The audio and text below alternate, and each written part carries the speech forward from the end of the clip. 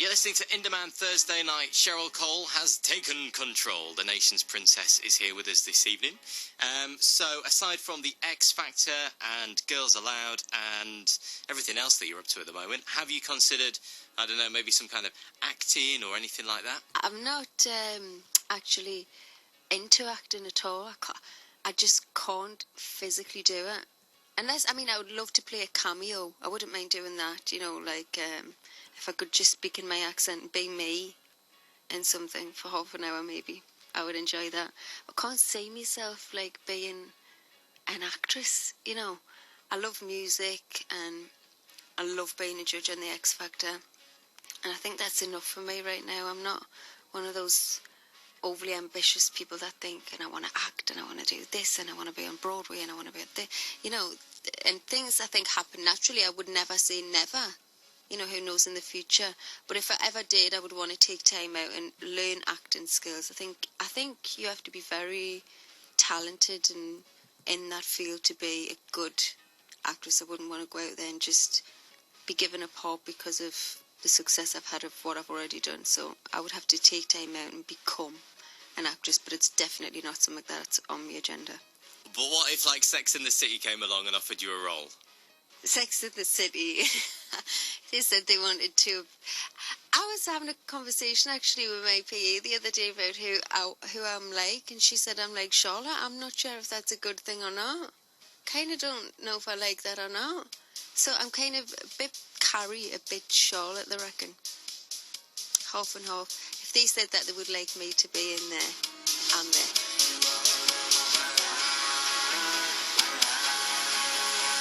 Maybe they could like find some way of fitting in a little Geordie girl from Newcastle that comes and visits New York. I don't know, maybe I could write a diary or something. You could go there and work. You could, like, be working on a fashion magazine or something. I could be one of those interns, like on the City and stuff. So if we see you in Sex and the City 3, I will remember this conversation.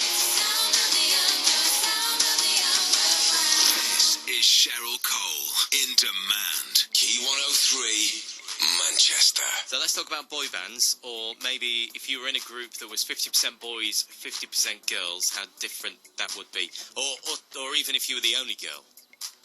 No, I don't think I could handle that very well, you know. Kind of everybody around me is women. Everybody, literally.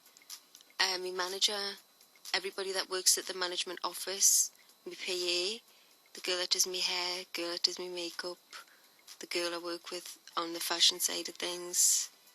Everybody I surround myself with are women.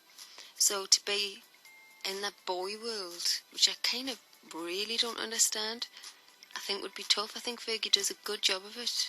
I have to give it to her. And this is something that I've noticed on the X Factor, because when you have a disagreement with Simon, you always stand your ground and don't back down. No, I don't. Why should I? You know, he's always the first person to say I'm entitled to my opinion, and that's why I'm here.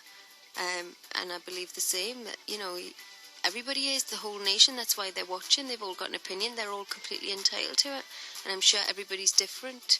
So I don't say why, because he says something, it should be right. And if I don't agree with it, I'm not going to sit there and say that I do.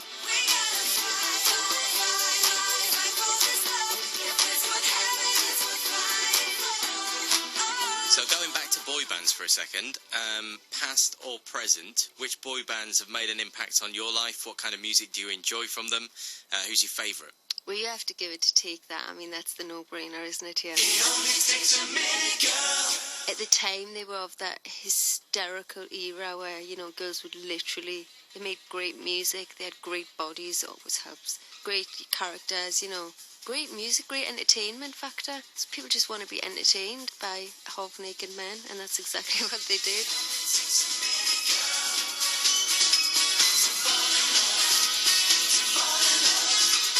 So if those half-naked men said, come on, Cheryl, let's do a track together, would that be a no-brainer? No. I'm not so sure about that one.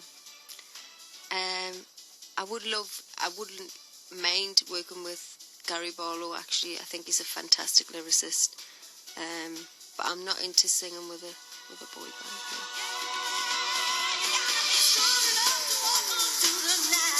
No. So what do you think the future is for boy bands and girl bands? Well, I actually credit myself a little bit with JLS, actually, because if I remember rightly, I told them there was a niche in the market, just there, just waiting for them to grab, and boy, have they grabbed it. I watch them, I feel really proud when I watch them, and yeah, and you know, I kind of feel like I was a little bit of a force field behind keeping them going in the competition, so I'm chuffed with that one. I'll put that one as a one to me. Another Cheryl Cole success story. We've got you to thank for JLS. I think Simon can take early retirement. You better watch out, right? So you talked about how much you like JLS. You've told us how much you like Take That as well. Which one's your favourite? Which ones are we going to play a song from? The man band, I believe, have got it, is Take That. And the track would be Greatest Day. And it's one of those tracks that when you hear it in a stadium, it's almost epic. Makes the hairs on the back of your neck stand up. You can hear everybody singing along to it, and the hands in the air, and it's a positive song. It's a hopeful song, and I like that. Today this could be Lucy. Cheryl Cole in demand. Key 103, Manchester. So you were talking before about JLS. Yeah. Now I have to reveal I quite recently shamed myself Did in you? front of JLS in an interview. I was doing some of their dance moves. Right. So I've been dared to do this to you Oh, and do the salute as well. go on, the Cheryl Shuffle. I like that. Is that what it's called? The Cheryl Shuffle? Apparently, that's what the fans have named it. I love it. That's a great name. Yeah. So the Cheryl Shuffle. how long does it take you, on average, to put a dance routine together? Well, I have the most amazing choreographer called Elizabeth Honan. I should go mad for calling her Elizabeth. Beth Honan, who's actually from Manchester. Good old Mank. And she puts together routines in her bedroom. She'd probably go mad for me telling you this, but anyway. In her pyjamas. And I think it takes her like a couple of days. It depends on the song. If she initially just gets it, she can do it within a couple of hours. Sometimes she takes a few days. And then it'll take me a day or two to learn it. So is there a big difference between, say, doing something like biology with the rest of Girls Aloud and something like Fight for This Love? Yeah, huge difference. And boy, did I learn that quick. I kind of went into choreography thinking, oh, nice take choreography. And I'm a little bit lazy in choreography, as in I like to sit down every now and again, have a cup of tea and chill out for a bit.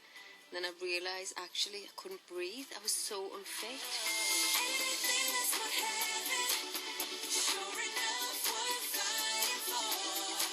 I was like trying to keep up with these dancers and doing this full out routine, and I realised actually, yeah, it's very different. There's no one to share the load. It's you. You've got to do the full performance. So I learned that one quick. Very different.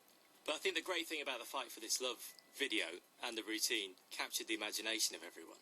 Yeah. But you've evolved it in each performance. So the Yeah. big performance you did on the X Factor was different to A Night In with Cheryl Cole, Yeah. which was then again different to the Brits. Is Yeah. that a purposeful decision? Yeah, definitely. I want to keep people excited, and I want to keep people interested, and I think the song lends itself to all of those characters that I've performed, and it's exciting. I get excited when I see another artist do something new with their song. So I definitely love doing that, and it's something I want to do with everything I do. And was dance quite a big part of your childhood?